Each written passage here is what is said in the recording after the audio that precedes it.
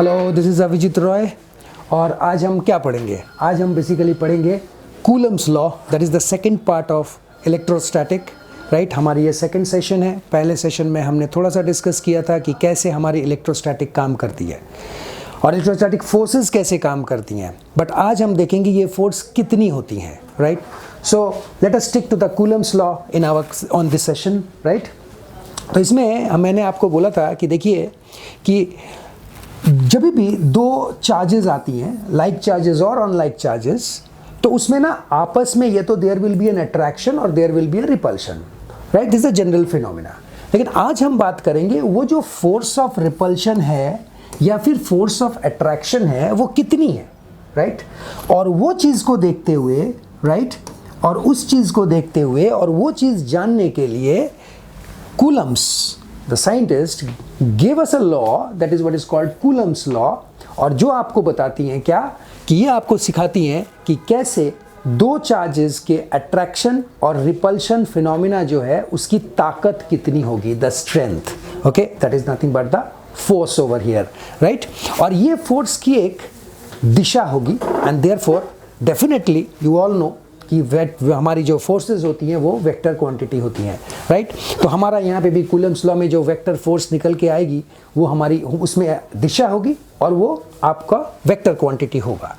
So let us discuss this कि हमारा ये एक्चुअली है क्या, राइट। तो हम ज़रा देखते हैं। Let us take a positive charge over here and this is a negative charge, unit charge, point to be noted, unit charge है ये। और अगर ये यूनिट चार्ज है तो इनके centre to centre, I am sorry, it's not unit charge, I am sorry, it is basically a point charge, okay, not a unit charge. Unit charge means 1 coulombs, okay. So I'm not talking of that, I'm talking of this charges are available in the form of a point, and the distance between them is nothing but your r, okay. And let us call this any charge over here which is q1, any charge over here which is q2, and therefore what Coulomb's told is कि your force, the force of attraction or repulsion, it depends upon what type of charge it is, right. और वो जो force है वो directly proportional है किससे?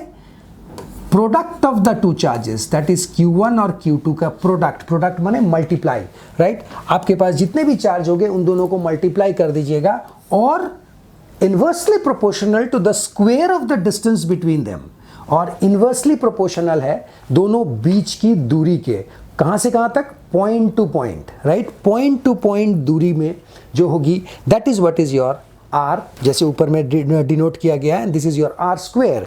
And therefore हम ये बोलना चाहते हैं आपको कि if you want to eliminate this proportionality sign, we all know we need to introduce a constant, एक कांस्टेंट लानी पड़ेगी इस प्रोपोर्शनलिटी को हटाने के लिए।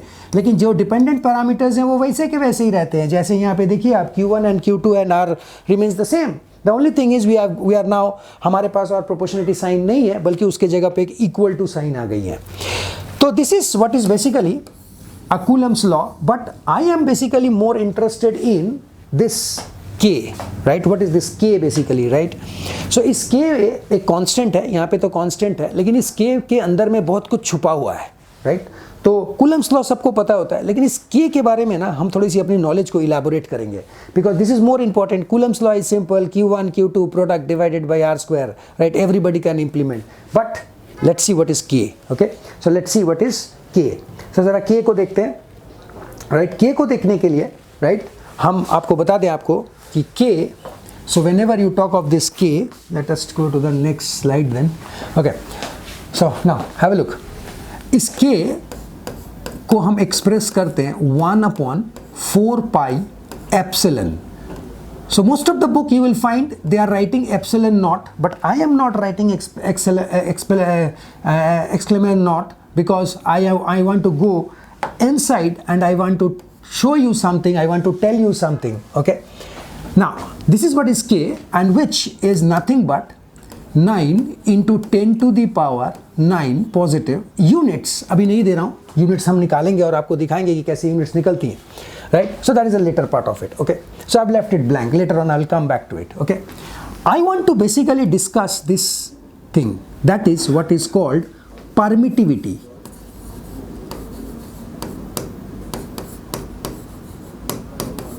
VITY. So let me be very clear now. Permittivity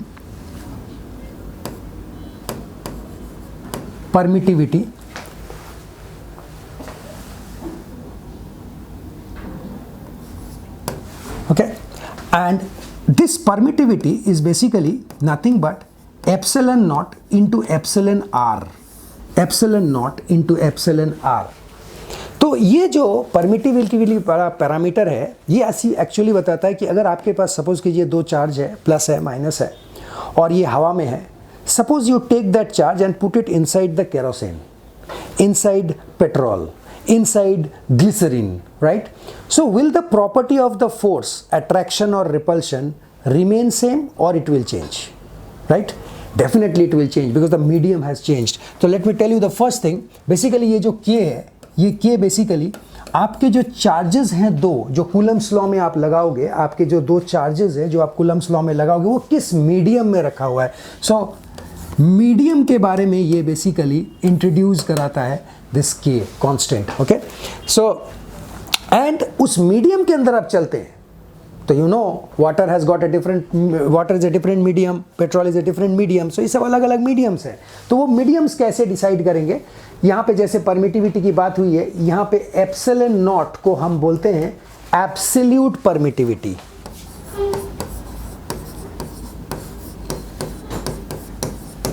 absolute permittivity and epsilon r को हम बोलते हैं रिलेटिव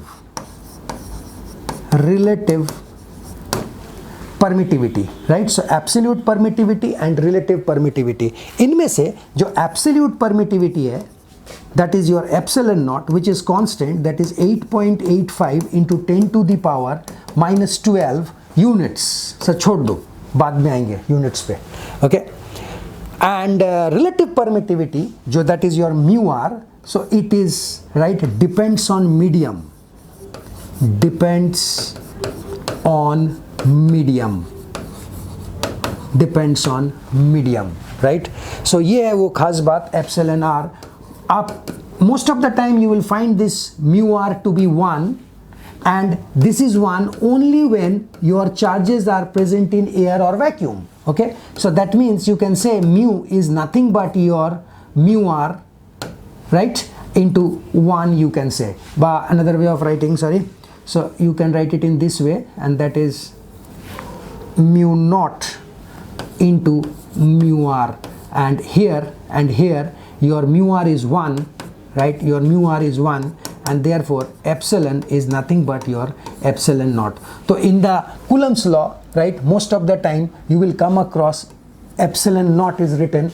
That means immediately आपको समझ में आ जाना चाहिए मेरी दो चार्जेस जो हैं वो हवा में रखी हैं, then only it is epsilon naught. Otherwise it is not epsilon naught, rather it is only epsilon, just, right? So मैं प्रेफर करूंगा कि don't write this, right? In the last expression you say as the medium is air, then you put that expression over there and hence you get your result as, right?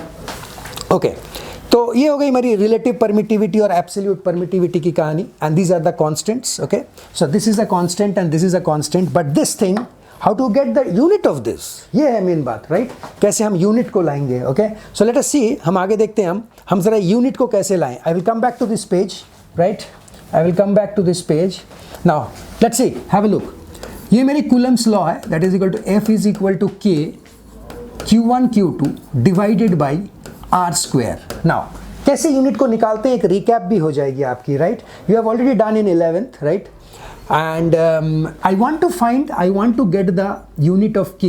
तो हम क्या करेंगे, you will write K as, now look over here, you will write K as nothing but F, right? Nothing but F cross multiply, that is R square divided by Q1 Q2 जो नीचे आ जाएगी, right? और simply इसकी unit लिखिए, right? Simply इसकी unit लिखिए. जैसे मैं अगर इसका यूनिट लिखूं तो फोर्स के लिए मैं लिखूंगा न्यूटन, मीटर स्क्वायर के लिए मैं लिखूंगा आर स्क्वायर के लिए मैं लिखूंगा मीटर स्क्वायर. कूलम के लिए एक कूलम, दो कूलम, दो चार्ज हैं Q1 Q2, तो एक कूलम दो coulomb, and therefore my unit will B, therefore मेरी जो यूनिट है वो यूनिट क्या हो जाएगी, मेरी यूनिट हो जाएगी अब बोलो. So my unit will be N newton metre square upon coulomb -2. So you can see that Newton meter square upon, right, Newton meter square upon coulomb का माइनस. तो इस तरह से आपको एक यूनिट मिल जाएगी और इस तरह से आप you see this. So your k which I told you earlier 9 into 10 to the power 9. Now the unit is Newton meter square upon coulomb per coulomb square or per coulomb square. I'm sorry for this. Okay, per, because you are giving per na, so therefore I am assigning plus sign to it. Okay, so this is my force. Okay, this is my k. Now if I want to find the permittivity of it, so what is k? Now let's see this. What is k? K हमने लिखा था 1/2 pi epsilon into epsilon naught into epsilon r or epsilon, whatever you write, you can put it as epsilon also, right? You can put it as epsilon also. तो यहाँ से आप बताइए मुझे epsilon क्या है फिर? Epsilon मेरी है, what is epsilon? 1/2 pi k. So that means k की यूनिट को डालूंगा और k की यूनिट की उल्टा. That means if you look at the unit part, 1 is constant, but k की यूनिट क्या आई थी मेरे पास? k की यूनिट आई थी न्यूटन मीटर स्क्वायर और ऊपर नीचे कूलम का स्क्वायर. तो मैं ऊपर चला गया इसको लेके, कूलम का स्क्वायर को नीचे ऊपर लेके चला गया, and therefore my unit comes out to be coulomb square पर newton meter square. So look at the result. This is the unit of epsilon and this is how we calculate the units basically, right? No matter जितना भी बड़ा expression हो, कोई दिक्कत की बात नहीं है. जिसकी यूनिट निकालनी है उसको सब्जेक्ट बनाएंगे. सब्जेक्ट बनाने का मतलब क्या? अगर ये f है तो देखिए मैंने k बनाया है इसको. ये देखिए, look at this, I have made this k. ये जो k बनाते हैं ना, इसी को हम बोलते हैं इसको सब्जेक्ट बनाइए, राइट? जब आप उसको सब्जेक्ट बनाएंगे तब वो अपने आप क्या हो जाएगा ना, अपने आप वो एक्सप्रेशन आएगी. उस एक्सप्रेशन में केवल यूनिट डालिए, जस्ट पुट द यूनिट, अपने आप उसकी by default it will come out, right? तो हमने दो केस इस चीज़ का देख लिया. And the main thing is कि पहले जब हम डिस्कस कर रहे थे, I can put the units over here now. So I have left a gap over there. Now you know what to put over here and you also know what to put over here, the units, right? और एक जगह ये रहा sir. सो ये दोनों जगह पे आपको क्या यूनिट डालनी है, now it is very clear. Okay, तो अभी तक हमने क्या सीखा? अभी तक हमने ये सीखा कि अगर हमारे पास दो चार्जेस हैं, राइट, दो केस हो सकती हैं, दो चार्जेस लाइक चार्जेस हो सकती हैं, पॉजिटिव पॉजिटिव, नेगेटिव नेगेटिव, और positive negative, negative positive, that is unlike charges. Force of attraction और force of repulsion will exist. Force बोले अट्रैक्शन या फिर फोर्स रिपल्शन, दोनों ही एक तरफ फोर्स है. सिर्फ फर्क क्या है? दोनों की दिशा अलग अलग हो जाती है, दैट्स इट. ओके, लेकिन फोर्स है दोनों ही. तो फोर्स अगर दोनों ही है तो पक्की बात है कि उसमें हमको निकालनी पड़ेगी कितनी है. तो कूलम्स लॉ, राइट, हमें एक ऐसा लॉ बताती हैं जो हमें force of attraction and repulsion को हम निकाल सकते हैं. And that what we have seen now is, अभी तक हमने जो देखा और वो ये देखा कि कूलम्स लॉ में ये फोर्स ऑफ अट्रैक्शन में directly proportional, so they are directly proportional to the product of the charge and inversely proportional to the distance between them,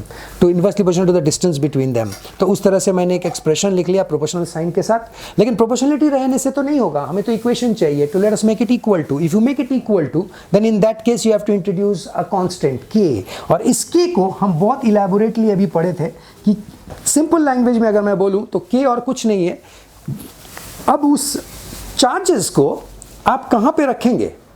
हवा में, पानी के अंदर, केरोसिन के अंदर, ग्लिसरीन के अंदर, कहीं पे भी, राइट?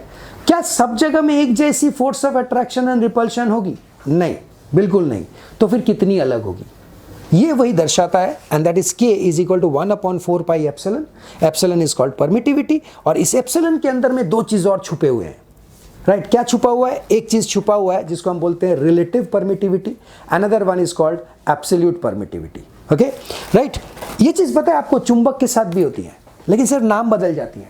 चुंबक के केस में हम what we do is we use a symbol mu, right? और इसको बोलते हैं हम परमिएबिलिटी, राइट? चुंबक का केस में. सो वो तो हम बाद में डिस्कस करेंगे, लेकिन मैं आपको फिर भी बता दूं. आप सिंपली सोचिए, दो चुंबक, राइट, हवा में है, दो चुंबक पानी के अंदर में है, तो क्या दोनों की force of attraction repulsion same होगी? बिल्कुल नहीं होगी. मीडियम के ऊपर डिपेंड करती है. वहां पे हम उसको बोलते हैं परमिएबिलिटी. और इलेक्ट्रोस्टैटिक में हवा में है कि पानी के अंदर है कि कहीं पे भी है, उसको हम बोलते हैं परमिटिविटी। ओके, सो लगभग दोनों सेम एक जैसे लगते हैं। Okay, right. और ये है mu naught into mu r. Mu naught is absolute permittivity, that remains same, वो हमेशा सेम रहती हैं। और वो कितनी रहती हैं इज दिस, राइट, वो कितनी रहती हैं इज दिस। और ये जो आपकी यूनिट है वो निकालना हमने अभी, अब दोबारा हम सिखाएंगे आपको, एक रिकैप करेंगे। और रिलेटिव परमिटिविटी मतलब कौन से मीडियम में है, most of the time it is air and we take it as 1। Okay, all right, then we discussed actually how to calculate unit. This is the most interesting part. Okay, something very different, something which is used every time, her bar use होती है। Okay, तो हमने क्या किया, force की expression है Coulomb's law में, उसमें हमने k को सब्जेक्ट बनाया, राइट। k को जब मैंने सब्जेक्ट बनाया तो you write it in this way, right, it's the same expression, the only thing is you are writing f is equal to, now you are writing k is equal to. Okay, ये लिख दिया। और उसके बाद आप 2 pi epsilon के जगह पे वहाँ पे आप एप्सिलॉन को जस्ट क्रॉस मल्टीप्लाई किया and you get this. But before going into this, let us see this k। Force की unit newton, radius square metre square, r का q1 q2 is coulomb and you get your unit. Simple, right? You don't have to remember it, you don't have to mark up, right? एक systematic pattern में उसको चलाइएगा, वो अपने आप बनती जाएगी, right. जैसे for example let us take a charge present over here which is let us say 2 coulomb, right, and positive. So if you are not assigning any sign, definitely it is positive. Okay, and another charge over here, let us say 3 coulombs, right, 3 coulombs. Let us take this negative. So this is your 2 charges that is present, and the distance between them between these 2 charges I am considering suppose 2 meters.